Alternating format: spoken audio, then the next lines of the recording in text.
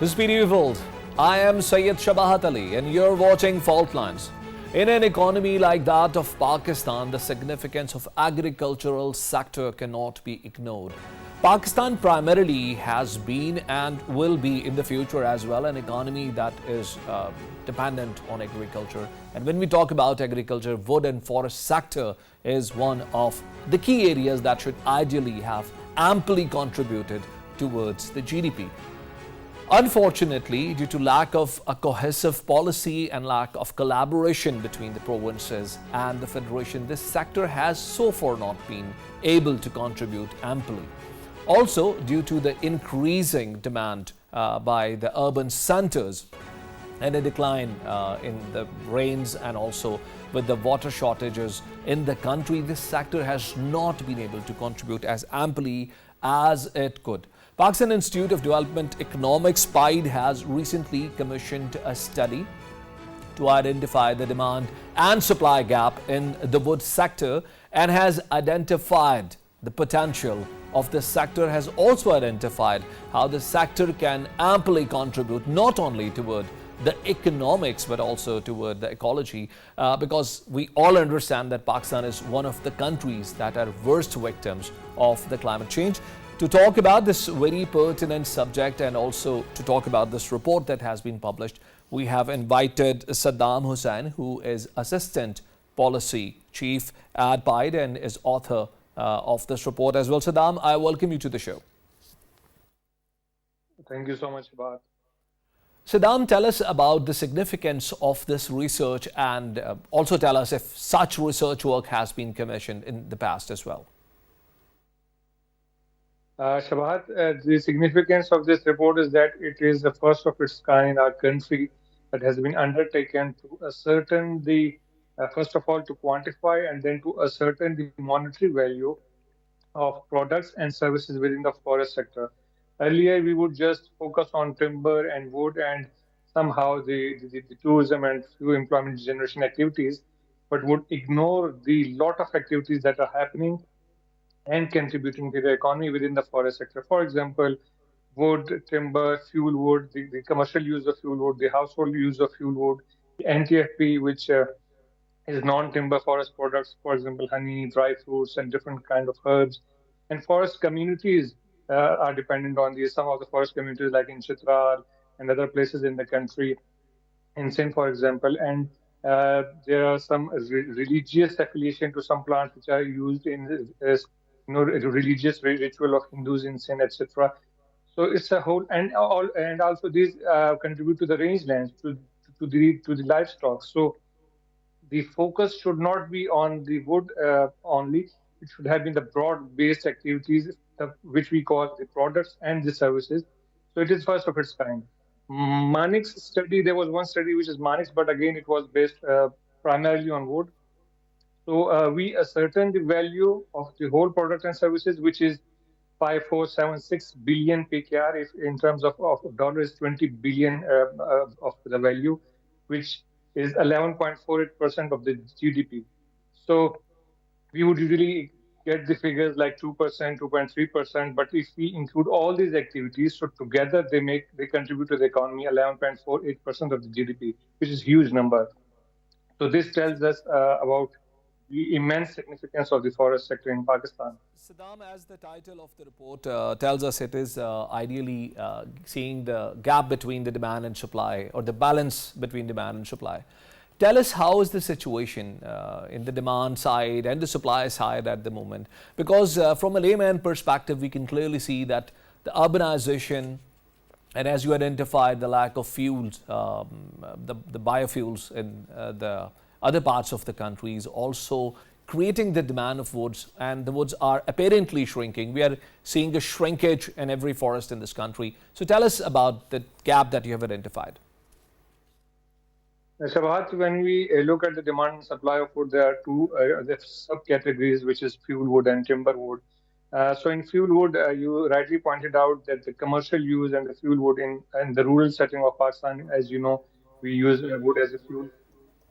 So in 2022, the demand is 50 million cubic meter, and in 2030 it will rise up to the 65 million cubic meter, and 2040 it would rise up to 79 million cubic meter. So forth, the supply would also increase from 36 million cubic meter in 2022 to 66 million cubic meter in 2040. So what we see in layman terms, the demand supply gap in 2022 was 13 million cubic meter, which will then exceed in 2030. Like the gap will increase in 2030 from 13 million cubic meter to 22 million cubic meter. But again, due to afforestation initiatives, the billion tree tsunami, and the other initiative taken at the provinces and the federal level, again in 2040 the gap will reduce to 13 million cubic meter, which it was in 2022. So there will be an increase in gap, and after 10 years it will decrease, given that all the initiatives take place as these are planned out. Again, and secondly, the timber. So Saddam, you have also pointed out in this report that there are many private farmers who are, instead of crops, opting for the woods that can be, produced over a shorter period of time and making it a commercial activity. I personally believe this was not in the lens of the government so far. So tell us about this private farmers that are contributing and how ample is their contribution. Again, it was a surprise. It will be surprising for all to come that private land, the wood coming from the private land is 45.34 million cubic meter, which is huge. Punjab and KP are leading. 55% of the wood is coming from Punjab private farmlands, and 20% of the wood is coming from KP private farmlands. And the fuel wood is coming that is coming from the private farmland constitute 49% of the total fuel wood, which is huge in number.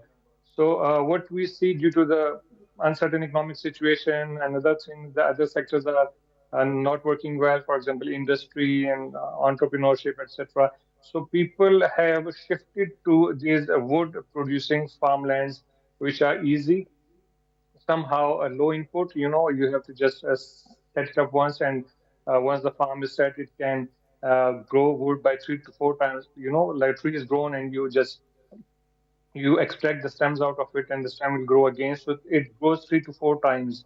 So with one time effort, you can grow these stems 3 to 4 times.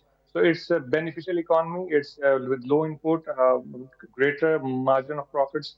So private farmlands are immensely contributing to the wood supply in the country, both the fuel wood and the timber wood.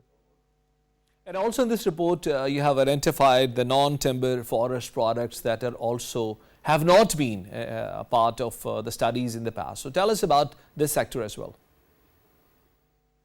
Shabahat, there's always, time constraints and resources constraints. So we just had surveyed the major NTFP bazaars in the country, 30 to 35 bazaars, for example, like Bari Mandi, etc., because all the supply comes from these bazaars. So that might be an underreported number because there are many other shops. So what we have a certain the monetary value of non-timber forest products, which includes honey, different herbs and dry fruits and shrubs. It is 8.4 billion. And then it also includes the herbal industry, but it's a tricky number, 8.4 billion annually PKR, because it is highly underreported. So it is highly underreported, and again, the transportation, the storage facilities of the herbs and NTFPs are not at par at the standards which we see in the international world. So 30 to 40% of the NTFPs are wasted or are badly treated. So half of your monetary value is gone there.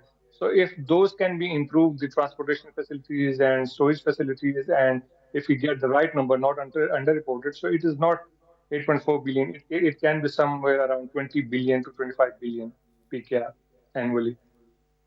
Let's talk about the national strategy in this regard, because we have observed that after the devolution back in 2010, many subjects perhaps have been ignored by the provinces. Perhaps provinces lacked the capacity as well as interest over a period of time on the subjects. So how about this forestry side? Is it still a provincial subject?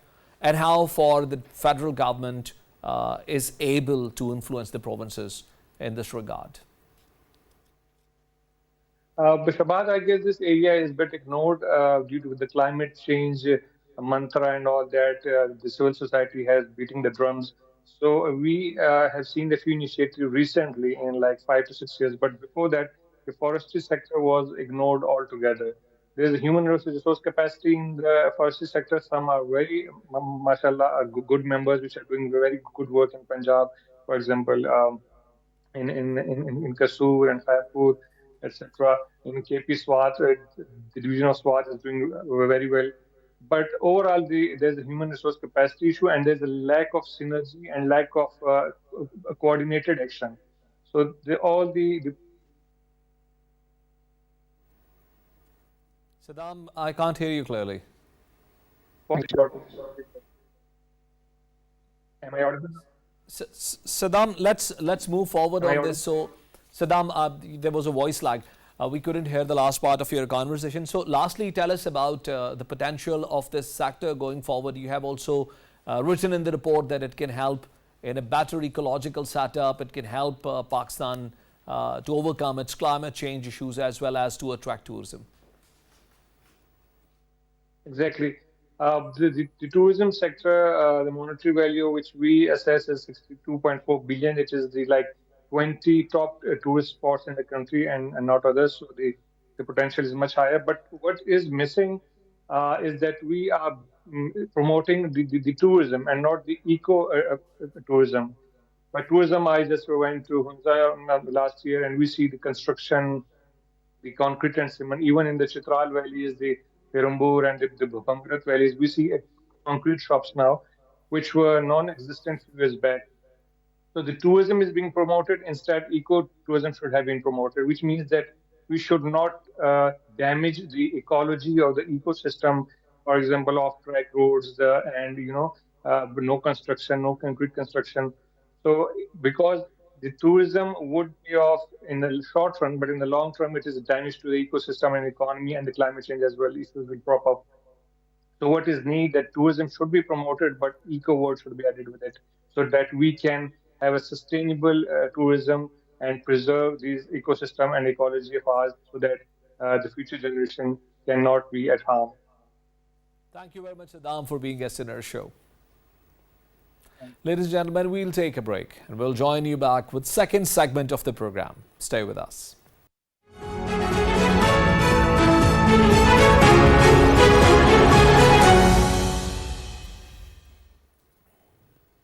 Welcome back, ladies and gentlemen, and like always, we are again bringing an economic situation and economic development into the mainstream discussion of this show. The gold price have recently surged phenomenally to an ever highest record, which was recorded to be in international market $2,300 per ounce. This in Pakistan has translated to be a jump of 20 or 21,000 rupees per tola for 24 carats of gold. What can this essentially mean, and what has caused this phenomena? Because as always, we have seen that whenever there's a difference in the interest rates, gold normally responds back. When the interest rates come down, the international investors jump toward gold to be a safe haven. What has happened this time is that the interest rates in the international market are likely to rise further, while the gold has taken an all-time high jump, and many central banks in the world are a part of aggressive buying spree in this rally. How will this impact an economy like Pakistan? And also we will discuss the oil prices that are potentially about to rise once again, as many commentators are fearing due to the larger geopolitical tensions in the Middle Eastern market. My guest in this part of program is Osama Rizvi, who is an expert of geo-economics. Osama, welcome to the show. Tell us why the gold prices have spiked in the international market. Was this forecasted before? So the price of gold has spiked because of two or three reasons. First of all, we have a geopolitically charged world right now. There are ongoing conflicts, Russia, Ukraine, events in the Middle East. Israel continues its atrocities against the Palestinians. That has resulted into what is called more risk appetite amongst the investors. Globally, it is a rule of thumb that whenever geopolitical events happen or there is a flight to risk, flight to safety, two things stand out. Two things have the status of what is called safe haven. One is the dollar, and the other one is the gold. So, as we have seen, both dollar and gold are dollar is strong. Gold prices are at its highest recently. If you look at the futures market, it is already trading at $2,300, and right now it is a little less than that in terms of the spot market. So, the future markets indicate that the price of gold will be higher further. Moreover, interestingly, the use of AI and other associated technologies have also resulted in an increase in gold's demand and other minerals and materials as well. So that is something that we don't hear often in in the markets, Osama, but that is another reason for us, the that the demand concern of rests gold has in increased. Pakistan because Pakistan is a fragile economy. How does this affect, or this happens to affect Pakistan, or is potentially to affect a market as fragile as Pakistan? And also tell us about the domestic market. How will this respond to the spike in the international gold prices?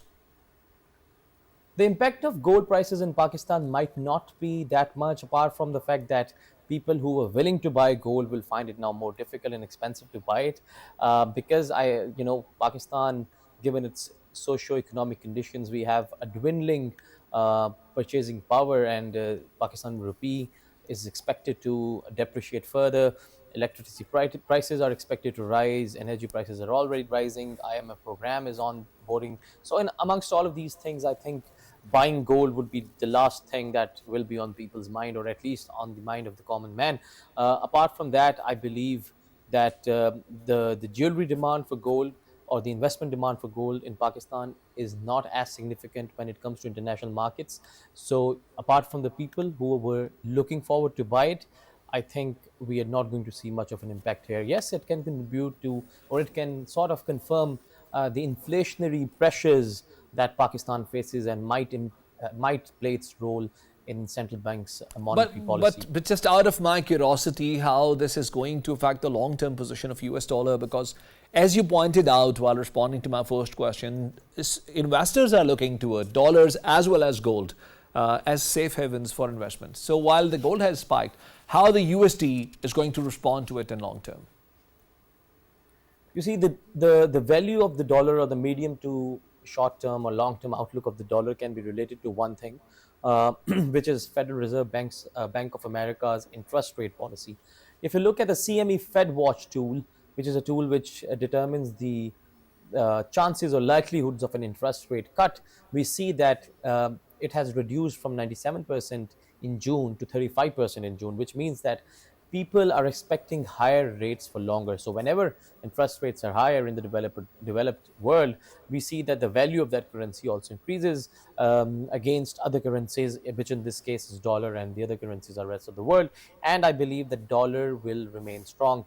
We have also seen this happening in the recent weeks, where dollar touched its recent highs, and fortunately, that didn't resulted into a lot of depreciation in Pakistan rupee, because there are different dynamics at play here. But dollar will remain strong, at least for this year. If we are expecting an interest rate cut, that would not come before in the second half of the year. So until then, the price of the dollar, the value of the dollar, will remain where it is, or might inch upwards temporarily. So do you mean to say that the Fed rates are going to be revised? And if so, how in long term it is going to affect the other economies in the world? So, Fed's interest rates are a very interesting topic. According to Bloomberg, Pakistan is the third most vulnerable country to rising interest rates by the Federal Reserve Bank of America. This is something which is so significant that I cannot stress its importance enough, because if interest rates are increased in the United States of America, which of course will be a function of its economic health, then it would result into a stronger dollar. As discussed, a stronger dollar is a bane for countries that import, and Pakistan is an import-based economy. We import 85% of our oil needs, 20% of coal, 30% of gas, 40 to 50% of LPG. For every exported item of $1, we have about 50 cents of imported item in it. Our import and exports differ from almost half. So that's the thing. If interest rates remain high, that will create further problems, not only for Pakistan but other developing countries as well. That's why I said, you know our dollar, your problem. There are many other phrases as well, because interest rates by the Federal Reserve Bank of America are one of the most watched policy tools across the world, and Pakistan does not operate in a vacuum. So I believe we need to keep a very keen eye on that, and we also need to find ways in the longer run, even in the shorter run, to um, sort of isolate ourselves from these from our exposure to international markets. Osama, gold might or might not affect everyone in the market, but when we talk about fuel or oil prices, the crude oil prices, it usually impacts everyone, every man who walks in the street. What is the speculation for the crude market? Because it's being feared that due to the geopolitical tensions in the Middle East, the market apparently is looking quite unstable at the moment. What's happening in the global crude markets is very interesting. Right now, if you look at the hedge fund and money managers and the paper markets, you see that bullish sentiment is leading. Recently, about 140 million barrels equivalent of contracts were purchased, which was the fastest rate since December 2019. It also shows that a lot of more long positions were created. All of this means to say is that the investors are thinking that because of the geopolitical events we just discussed in the beginning, and because that many believe global economy is around, it's going to improve, it's going to get better, the demand is going to turn around.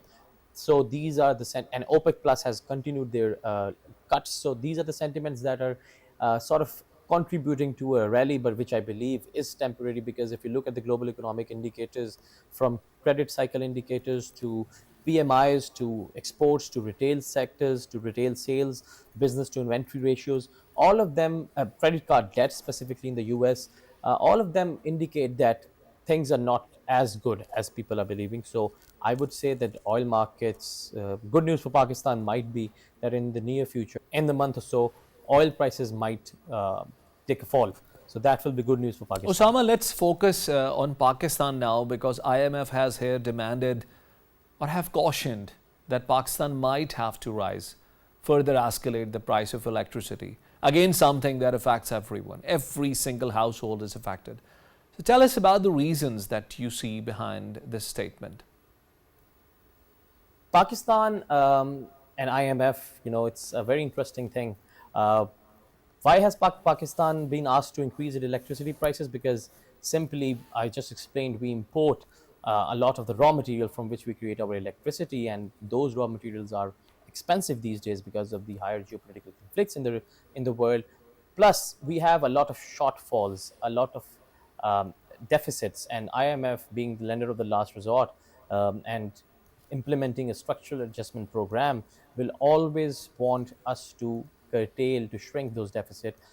In the case of electricity, they want us to recover around 210 billion rupees, and which will be, of course, recovered from the people of the country, and hence we will face extra um, billing. Electricity bills will go high. We'll get another electricity shock this year, in the summer specifically. So this is partly due to what's happening in the national market, but mostly it can be contributed to the inefficiency and ineptitude of the government and how they have handled our electricity generation and distribution scheme and supply Lastly, chain. Usama, tell us about, as we have discussed the international financial markets, we have discussed the trading of gold and oil in the international market, and also we have discussed the economic outlook of the international economic order at the moment. So, how does this affect Pakistan or may affect Pakistan going forward? Well, the outlook of the economic outlook for Pakistan and the economic outlook for the world can be associated if we look at the what will be the outlook of the world in terms of geopolitics. Geopolitical situation of the world is quite interesting at the moment. There are outstanding conflicts, as explained in the beginning, but now people have started to really build up on the ceasefire narratives in Palestine. So fingers crossed, hopefully there will be a ceasefire, there will be a humanitarian ceasefire, and will be binding and long term. So in that case, things will cool down, pressures um, will be eased, and we might see some sort of relief, some sort of reprieve in the international energy markets, which should provide some sort of some sort of room, and hopefully if it happens before the budget is announced, so the budget can be people friendly. But to be honest and being realistic, I think it's not going to happen. Even if this happens, Pakistani government might not have that sort of leeway to do a lot in terms of pro-poor policies in the upcoming budget. Thank you very much, Osama Rizvi, for being guest in our show. Ladies and gentlemen, we'll take a break and we'll join you back with last segment of the program. Stay with us.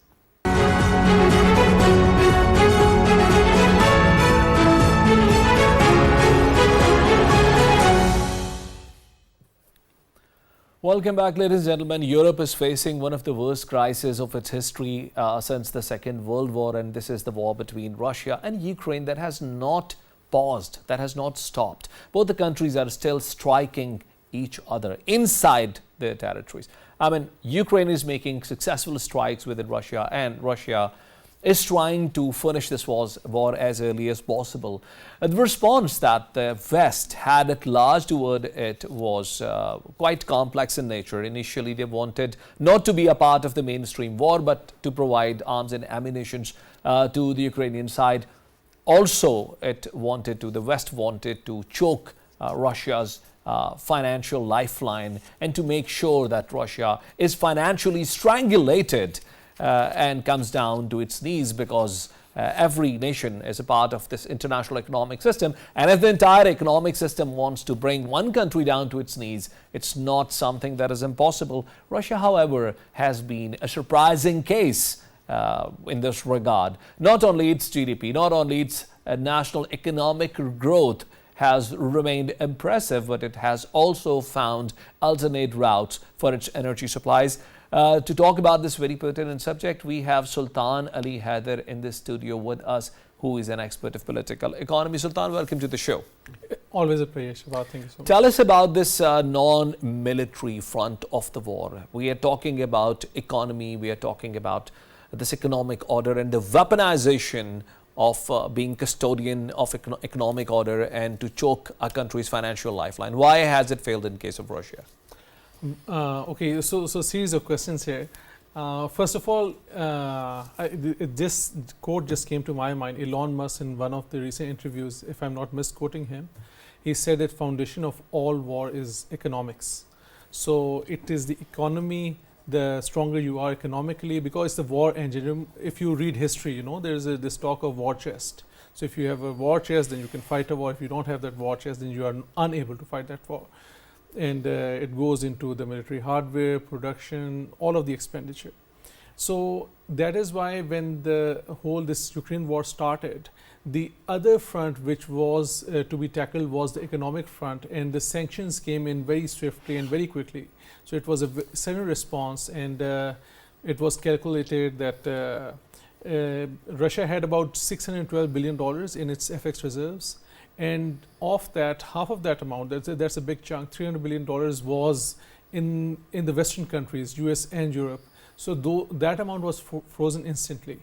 And then sanctions were imposed, and it was thought that, okay, Russian economy will shrink, Russia will exhaust its war chest or its treasury, and it will not be able to continue the war. Because you see, in the Russian war, military hardware was getting decimated, you know, I mean, all of the tanks getting decimated, new production had to be made. How do you finance all of that?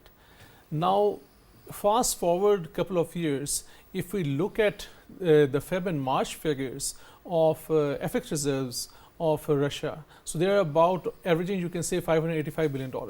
So they have stayed the same. Yes, I believe in this quoted figure, 300 billion would still be the frozen amount, right? But still, Russia is still able to maintain that.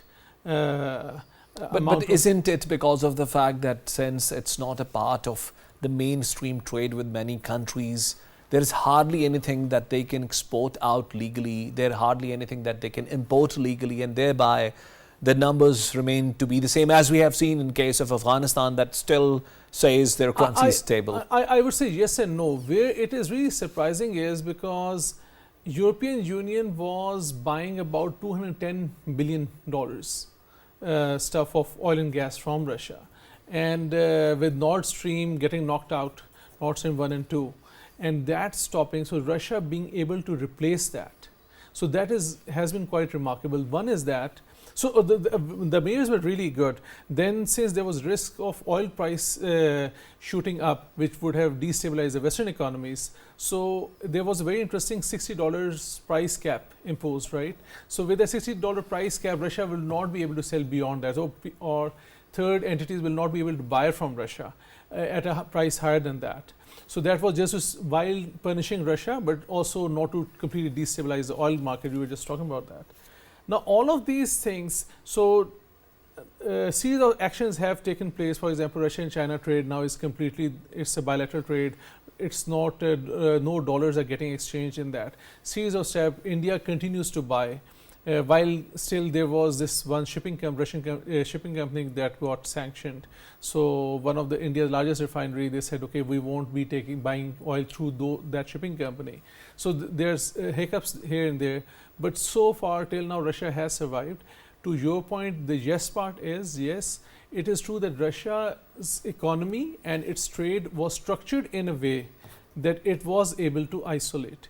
If we go back, discussion in your programs 2-3 years back, sitting here, we spoke about how Russia and other economies, some of these economies anticipating these things, the whole sanctions regime, they kept on building their gold reserves. So that means that they were sort of anticipating or fearing that what if they get locked out of the dollar-based trading system or something happens to the FX reserves. So since they had started to gear toward a sanctioned regime economy, so I think that has really helped.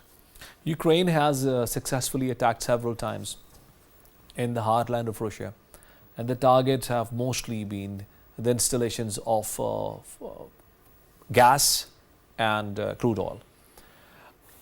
In response to it, we have seen Russia successfully making airstrikes on the sources of electricity, which we call powerhouses. Yeah. Apparently, it seems both the sides are trying to starve each other out of energy. How do you look into it from the economic angle or the economic perspective? First of all, what I would think is that from a Russia's perspective, since Russia is the stronger party in this conflict, right? So Russia, it's politically incorrect to say it that way, but I believe Russia is still trying to show some restraint, right? So in terms of military might, what it could have done. So it has a large air force, so it can do extensive bombing and its missiles and everything. So it could have knocked out that civilian energy infrastructure of Ukraine much earlier into the war also. This time that Russia has done is it has done in a very punishing way, right? As a retaliation to Ukraine doing the impact. Now, if you look at the facilities that have been struck, successfully or unsuccessfully, those facilities produce about 45% of Russian oil refining capacity, and also 2 of the ports. So there are 3 ports, right? So Russia can either export through the Pacific, right? But here on the western side, European side, in the north is Baltic Sea, in the south is Black Sea. So both of its ports were also attacked through drones, right? So for Russia, it's very dangerous, right? It's very serious damage. It's very serious damage. Now, in terms of refineries, 2 of the major refineries were, you can say, relatively seriously hit. The other attacks were either not that impactful or they were neutralized. However, what it demonstrates is, what Ukraine was able to demonstrate was it has the capacity now to hit beyond Moscow in a radius of 1,000 kilometers plus, or about 1,000 miles. So now in retaliation, so fearing that, I mean, that is my assessment. So since that risk of 45% of its facilities getting knocked out, so Russia had to send that message to Ukraine that if you escalate it in that dimension, then we can also retaliate. So that is why Russia also inflicted serious damage. I have not seen in terms of news items a further similar attacks on the Russian soil, on the Russian oil and gas infrastructure after I think the last attack was on 18th of March, as I understand. So after that, there have not been fresh attacks. So there it remains to be seen, because if that happens, that will be a sharp escalation. And if that happens, you see another thing in terms of the indicators. If you look at some of the Western commentators who were really excited about these attacks, they were also looking at that Russia has banned its refined fuel exports in terms of petrol or gasoline and diesel, right? So that sort of indicated that it has to maintain supplies to its internal market. That is why it's unable to export. So it is putting pressure on the Russian economy. Now, 50% of, according to some estimates, Russian government's revenue come from oil and gas. So if these get impacted, then it really starves again that whole Russian war effort and the economy. If I go through the list of the top 7 oil producers in the world, I'll give you 3 names. That's Venezuela, Iran, and Russia. Venezuela is under sanctions, they cannot export. Iran is under sanctions. Pakistan is even being pressurized not to buy gas from Iran because of these sanctions. And we are just talking about the case of Russia. So isn't it creating a deliberate havoc in the international oil market as well? And isn't it something that can create more turmoil in the international oil market if countries like Iran and Russia cannot contribute in the international supply side? So maybe it is already doing that, right? It's not just a risk of that happening, because we have seen in our adult lifetime, so during the Gulf War, post-Gulf War, I've seen $8 a barrel. At one point in time in the second Gulf War, I think it was also negative for a while. It was for a very small time. It was a negative in the amount futures. because the holding capacity was not too much, right? Of the oil which was already taken out of the earth. Now, I think if Russia and Iran and Venezuela, everyone is let loose, and I mean that is the whole anti-OPEC kind of a thing. So that can really drive prices down to maybe 20s and 40s level. At the same time, just as you're highlighting, the way we are seeing so many pressures, right? So the whole Iran and Israel and that Middle East situation really boiling over. So on one hand you have Russia, the other hand you have Middle East. So all of these flashpoints coming in together. So we have already seen the oil price shoot up from 70s and now it is in 90, right?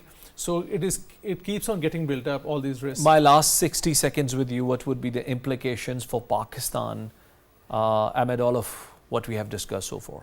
So implication for Pakistan, first of all, straight off, it is that Pakistan is economically weak and so much dependent on IMF and all, that Pakistan is unable to assert a very clear independent foreign policy as it used to perhaps in the 50s and 60s and 70s. So we are not in that position, number one. However, at the same time, maybe Pakistan can still negotiate. For example, if US is saying, because sanctions on Iran are much greater, so Iran and Israel, conflict is very dear to the American heart, right? So if US is stopping Pakistan from buying Iranian gas, maybe Pakistan can still push that, okay, that we will go ahead and buy Russian oil at a discounted price because it's capped at $60. So it can still be, I think, given Pakistan's economic situation and given the inflationary pressures, I think Pakistan should push for it. Thank you very much, Sultan Ali Haider, for being guest in our show. Ladies and gentlemen, as pointed out by the last guest in the show, we are not alone in this larger economic order that exists. Pakistan is a minor part of this entire economic ecosystem and will therefore be affected of all the developments, be it the change in the oil prices, gold prices, or the escalation between Russia and Ukraine continuing. Pakistan will be a country that will stay affected of all these developments. We'll join you next week with another program. And until then, Allah Hafiz.